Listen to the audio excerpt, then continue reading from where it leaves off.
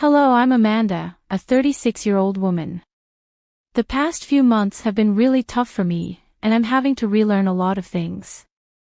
My husband, Franklin, caused a lot of the trouble I'm in, but a kind person stepped in and helped me avoid even more pain. First, let me tell you about the people in my story. The first person is my sister, Isla. She's 6 years younger than me and very pretty. Growing up, we didn't get along because I was a nerd and she was popular. She always picked on me and seemed jealous for some reason. My mom tried to help us get along, but it didn't really work. When I went to college, we didn't talk much, but after I graduated and she was a teenager, we started talking again. Our relationship got a little better, but we never got really close. That was the best we could do, and I was okay with that. Next, let me tell you about my ex-husband, Franklin. We met at work and got along really well. We dated for about 3 years before getting married. We worked hard and bought our first house together. I earned more money, so the mortgage and deed were in my name. After 2 years of marriage, Franklin asked me about having children. Honey, I was wondering about something, and I need you to think about this with an open mind. Alright, what is it? I've been thinking that we've been together for a while now, and maybe we could start a family of our own. Franklin, you know how I feel about that. I know, but we have the money for it, and it would be really cute to have little versions of us running around, don't you think? Yeah, but kids are a lot of work and responsibility. We're the most hardworking and responsible people we know. Come on, give it some thought. Okay, I promise I'll help take care of them. Just keep that in mind. Even though I wasn't keen on having kids, I gave in because Franklin kept bringing it up. First, we had a son, and 3 years later, we had a daughter. Initially, Franklin was very helpful, but that quickly changed. Suddenly, I was responsible for everything at home, including the kids. After our first child, Franklin insisted I stop working because he had gotten a promotion and was earning more than me. I tried to resist, but eventually, I decided it wasn't worth the fight and accepted my new role. To avoid getting bored at home, I took up a new hobby, hosting dinners. I often invited my mom and sister, who lived nearby, and my mother-in-law, Sonia, whenever she was in town. Eventually, I started to feel comfortable in my new life. I got to spend a lot of time with my family, and that made me happy. Franklin and I were doing okay. I had gone through some trauma after giving birth to our second child, where I almost died, which affected our relationship. I didn't think anything else was wrong, but oh, how wrong I was. As I was cleaning my room, I found a pair of panties that definitely weren't mine. My heart sank. As I stared at them, wondering if I wasn't enough for my husband, I had been feeling different lately. But I had just had our second child, it hadn't been over a year since then, and I was still recovering. I had been going to therapy, making slow progress, but it didn't seem enough because Franklin was cheating on me. Once the shock wore off, I was filled with anger and betrayal. I needed to know who my husband was cheating on me with and why. First, I sent Franklin a picture of the underwear and asked him whose they were. Then, I checked his laptop. I logged into his social media accounts and went through his chats. At first, I didn't see any unknown women, which confused me more. I looked through his messages but found nothing.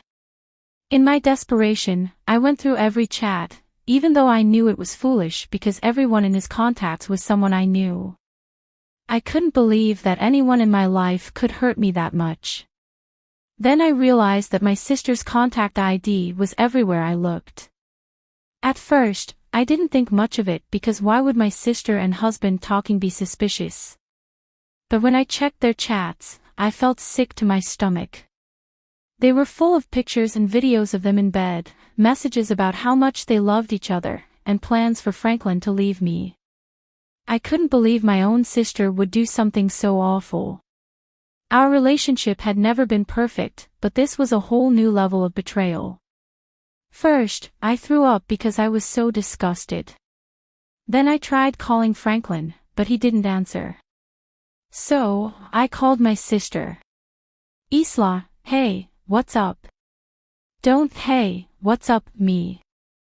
Seriously, what's wrong with you? I don't know about mine, but I do know that I found a pair of your panties in my bedroom. Have you been sleeping with Franklin? Yeah, for a while now. Why, Isla? Seriously, you thought it was okay to sleep with my husband because you thought I was boring? And being my sister didn't even stop you. Look, I thought I was helping you out. I was keeping Franklin busy so you could focus on the kids. Are you serious?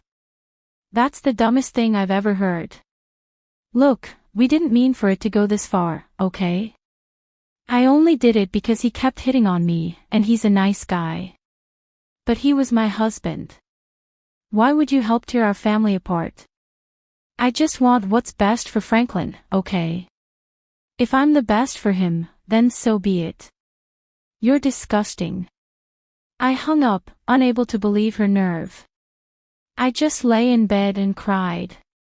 I never thought my life would come to this. Eventually, my youngest woke up crying, so I tended to her. I felt empty as I went through the motions of the day. I couldn't let my kids know something was wrong, they didn't need that worry. I picked up my older child from school, made dinner, and when they asked where their dad was, I lied and said he was working late. At some point, my anger turned into worry. It was almost 11 o'clock at night, and Franklin still wasn't home. I tried calling him multiple times, but he didn't answer. I even tried calling my sister to see if he was there, but she didn't pick up either. Exhausted from the day, I went to bed, hoping it was all just a bad dream.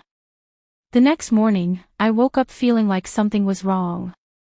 I looked around and realized Franklin's things were gone from the room. I checked the cupboards and drawers, and most of his stuff was gone from the house too. He had left while I was asleep, without saying a word. I couldn't believe it. He just left me without even trying to talk. I didn't know what to do. All I could think about was taking care of my kids first, then I'd figure out everything else. I woke up, got the kids ready, dropped off the oldest at school, and then took the youngest to my mom's place. She could tell something was off because I was distant. All I could think about was how I'd managed to raise 2 kids alone. Whenever I came back to reality, I remembered I had to tell my mom about my sister and husband. Eventually, she couldn't wait any longer and asked what was wrong. Okay, I've had enough of your silence. What's going on? I don't know how to say this. Why are you? Start from the beginning. Well, I found out that Franklin has been cheating on me. What? How do you know? I found another woman's underwear in our room. When I asked Franklin about it, he didn't answer and then left. He left. What do you mean? When I woke up this morning, all his things were gone. Gone. You didn't try to stop him. I didn't even realize when he came back. I fell asleep around midnight, and when I woke up, all his stuff was gone. Oh my God, my poor girl, I'm so sorry this happened. Yeah, it gets worse. Oh no, what happened? Do you know who Franklin cheated on you with? You mean you know who he cheated with? Yeah, I snooped through his things to find out. I wouldn't have tolerated this under normal circumstances, but this is different. So, who is it? Isla. Excuse me. What? Are you serious? Yeah, my husband has been cheating on me with my own sister. I called her to ask about it, and she was so casual about it. She said they were in love and she believed she was the best for him, so she was going to keep being with him. Oh my God, what has she done? I don't even know how I'm going to survive. I have 2 kids to raise, and I need to find a job too. Look, why don't we just get some rest while I try to process this? I'll be here to help you, okay? Yeah, okay. Thanks, Mom. I had become numb to everything that had happened, so telling my mom wasn't as hard as I thought. I ended up sleeping while my mom took care of my youngest. When I woke up, I heard my baby crying and my mom yelling. I rushed out and saw my mom on the phone, looking angry. She hung up and seemed surprised to see me. She apologized for the noise but didn't say more. I knew she had been giving Isla a piece of her mind. Over the next few days, Mom stayed with us. It was easier having one person move in than three. Isla kept trying to contact our mom, but she asked me to block Isla. It was comforting to have someone understand my feelings when I felt so alone. I found out through mutual friends that Franklin and Isla got married. They reached out to me, concerned and confused. I had to explain everything, which was humiliating, but they were supportive. They all blocked Franklin and Isla and refused to associate with them. I found out they got married the day after Franklin left us. It hurt to know, but I shouldn't have expected anything different from them. When I told my mom, she was furious. You should know my mom is usually calm, so seeing her so angry with my sister was surprising. It was great to have her financial support. She wasn't obligated to help, but she did her best for us. She even helped me get job interviews because I wanted to contribute now that Franklin wasn't there to stop me. Taking care of the kids was manageable, but when they asked about Franklin, I had to hold back tears. Still, we got through it. A week later, I got a letter from Franklin. I didn't want anything to do with it. I figured it was some apology, but I was done with him. A week was too long to try to fix things, especially after he ran away from his family. So, I did the next best thing I could think of, I burned the letter. But afterward, I couldn't help but be curious about what it said. Sometimes, I wished I had read it before burning it, but then I reminded myself that nothing he could have said would change how I felt about him and what he did. The next day, my mom and I took the kids to the fair. We had a blast, and it was nice to be in a lively place after everything. I finally got to have fun and laugh, which felt great after such a tough time. That night, my mom and I relaxed with a bottle of wine, and I told her about the letter. So, something came in the mail for me last night. Oh. What was it? It was a letter from Franklin. What? What did it say? I don't know. What do you mean? You opened it, right? No, I didn't want to deal with anything he had to say, so I burned it. You burned it. Cow, what if they were official divorce papers? The envelope didn't look legal at all. I'm sure it wasn't that. Well, if you're sure. What do you think was in it? I don't know, maybe a weak apology or a request for his stuff back. I wouldn't be surprised. But how are you feeling about all of this now? Well, today was a good day. It's tough, especially when the kids keep asking where their dad is. What do I even tell them? It's slowly getting better, but only a little. As long as it's improving, I'm always here for you. And just so you know, I'm planning to cut ties with your sister. Everything I have will go to you and the kids. Oh, Mom, that means a lot. But are you sure? Maya is still your daughter. I know you and Isla had your differences, but what she did is unforgivable. I raised both of you better than this, and Isla clearly didn't care. So, she's no longer my daughter. I would have been upset if Mom changed her mind easily, but I knew Isla was still her child. I couldn't imagine how hard it must have been for Mom to make that decision because I could never do that to my kids. It made me even more grateful to have someone so supportive. Another 3 days passed, and I heard a knock on the door. It was strange because I wasn't expecting anyone, and besides, my mom, who was at work, no one ever visited. I opened the door cautiously and saw 2 men in black suits. I only opened the door a little and asked who they were. They said they were lawyers and had something for me. They handed me a note and then a check. It was made out to me, and it was for $750,000. My jaw dropped at the hefty amount. I tried to tell them there must be a mistake, but they said there wasn't and urged me to read the note. The note began with, "Thank you for saving me." As I read on, I realized the money was from my mother-in-law, Sonia. She explained that she had visited us 3 days ago, but no one was home. She called Franklin, who tried to make it seem like he couldn't get in, but I had changed the locks after he left. Sonia sensed something was wrong with Franklin's behavior and pressed him until he confessed everything. She was disgusted by his actions. Sonia felt sorry for what I had gone through and decided to leave all her inheritance to me and her grandkids.